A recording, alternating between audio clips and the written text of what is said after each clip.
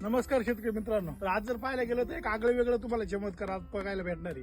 तर एसीटी वैदिक मध्ये काय चमत्कार होऊ शकतो, तर आज आपण हे सचिन सरांच्या शेतामध्ये बघणार आहोत. तर त्यांचं हे मका पीक आहे. सर, मका पीक किती आहे तुमचं? साधारणतः 3-3.5 एकर आहे. तर ही मका जर पाहायला गेली तर किती महिने झाली? ही 2.5 महिन्याची पण पानाची साईज जर पाहिली सर, 7 बोटं बसतात. 7 बोटं बसतात, म्हणजे एवढी पानाची रुंदी.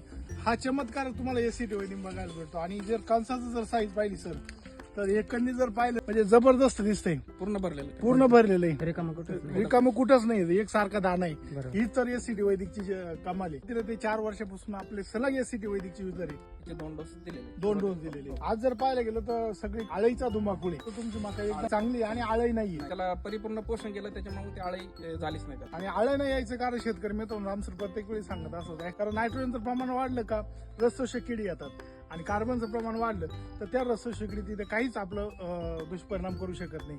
जे चमत्कार आहे ते आज अनुभवत आहे. तर आपणही पण हे चमत्कार अनुभवण्यासाठी आपण एक 10 गुंठ्याला गवायना एसीटी वैदिक वापरून बघा, त्याचे तुम्हाला चमत्कार दिसतील. तर तुमच्या आसपास पण मका असतील. हो. तर काय बदल आहे त्या मकांमध्ये?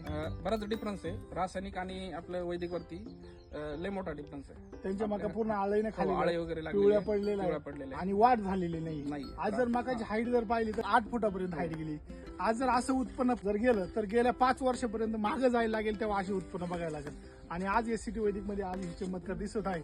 तर जास्तीत जास्त शेतकऱ्यांनी याचा लाभ घ्यावा. जास्तीत जास्त शेतकऱ्यांनी युट्यूब चॅनलला भेट देऊन आपले प्रत्यक्ष शेतकऱ्यांचे व्हिडिओ बघून त्यांचा आत्मविश्वास घेऊन आज आपण आपल्या शेतामध्ये प्रत्यक्ष हे पीक असन किंवा उत्पन्न असन वाढीसाठी एसीटी वैदिकचा जास्तीत जास्त वापर करावा. धन्यवाद.